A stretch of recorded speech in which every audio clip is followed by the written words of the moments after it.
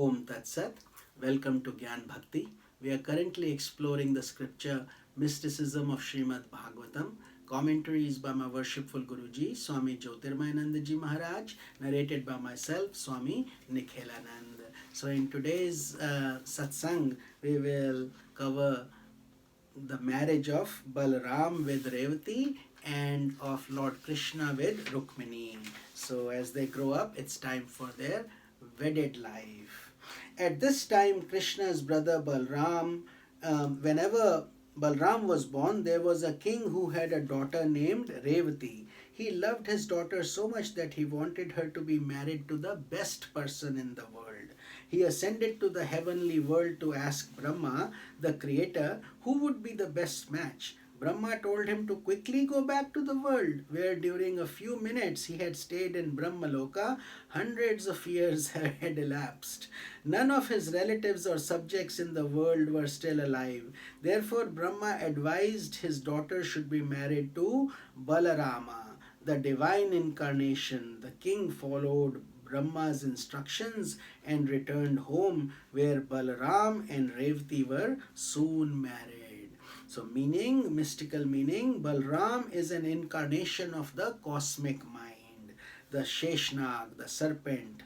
According to Puranic literature, he is the incarnation of Sheshnag, the thousand-hooded serpent that holds the universe on its hoods. He abides as willpower in human personality.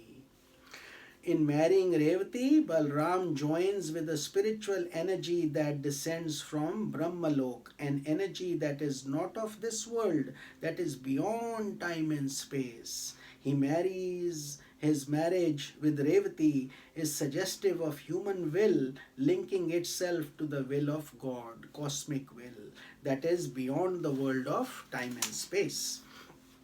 As an aspirant advances on the spiritual path, his will is increasingly attuned to the will of God.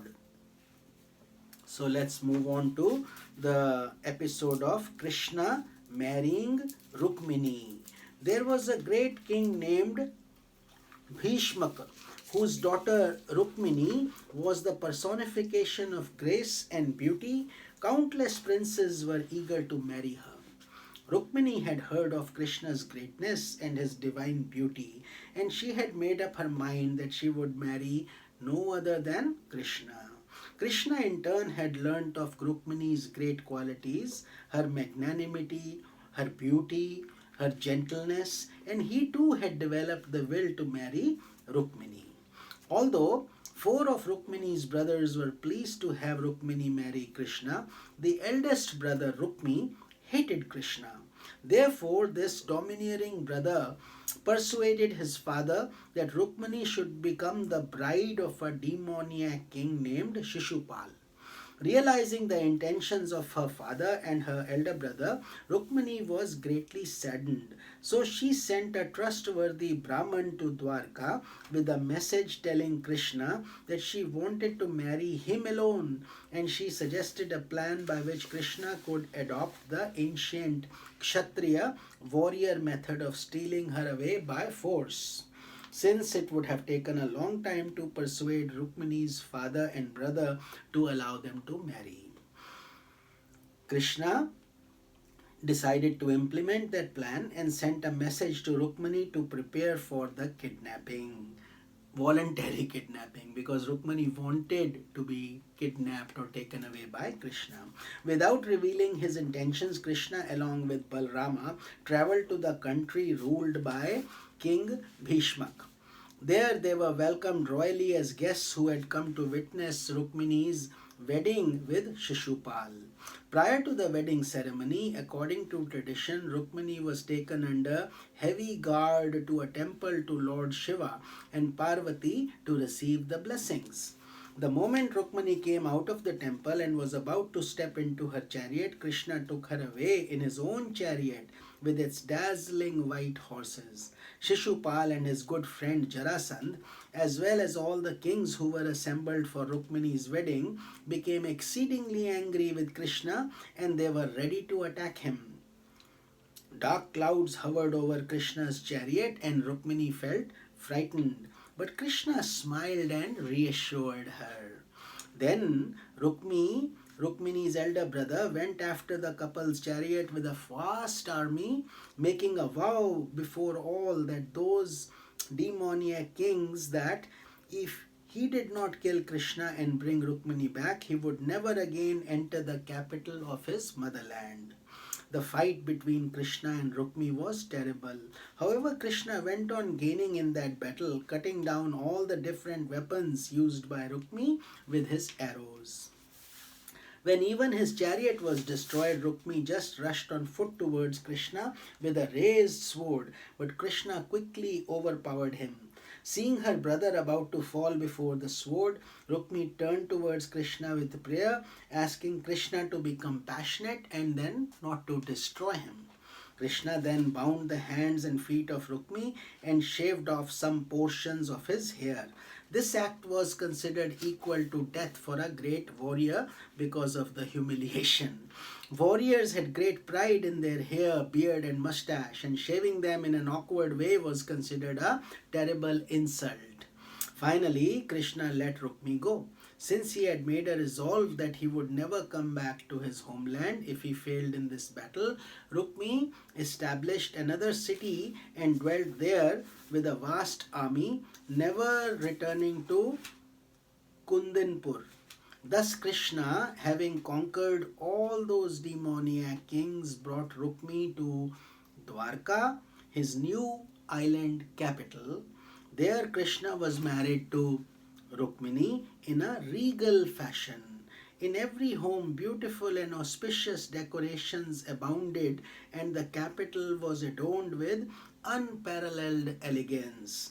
All of Dwarka rejoiced at this divine wedding. So the mystical meaning, Rukma in Sanskrit means radiant, effulgent. Rukmini symbolizes highly purified feelings that emerge in the human heart and will not flow to anything in the world, only to the divine self. Like Rukmini, such elevated feeling can be wedded to God or Krishna alone. In turn, nothing is more pleasing to God than sublime and purified feeling, which draws him like a magnet to the heart of a devotee. Rukmi, the eldest brother of Rukmini, represents an aspect of ego that obstructs the unfoldment of pure feeling. In the course of our evolution, our thoughts, our feelings, they are first dominated by ego. Ego is our elder brother, so to speak. Ego's interest lies in directing our feelings to material values, to transient objects. From life to life, human feeling has been crippled in this way due to the domination of our ego. Imagine how many times we have been hurt because of our feelings, which move deeper in our personality than reasoning. It is one's feelings that become the basis for most of the intense tortures and miseries suffered by people. Shishupal literally means a personality in which childishness is sustained. Being childish is not the same as being childlike. If you are childlike, meaning sage-like, with all the greatness and grandeur of our wisdom, we remain humble and simple. So we should always try to be childlike. But when we literally stay as a child without developing discrimination, without allowing our intellect to become intuitive, without allowing our feeling to flow to God, then we are behaving in a childish way. So another way to say it is, when you are childlike, you are Buddha. When you are childish, you are Buddhu. In Hindi, Buddhu means stupid, foolish.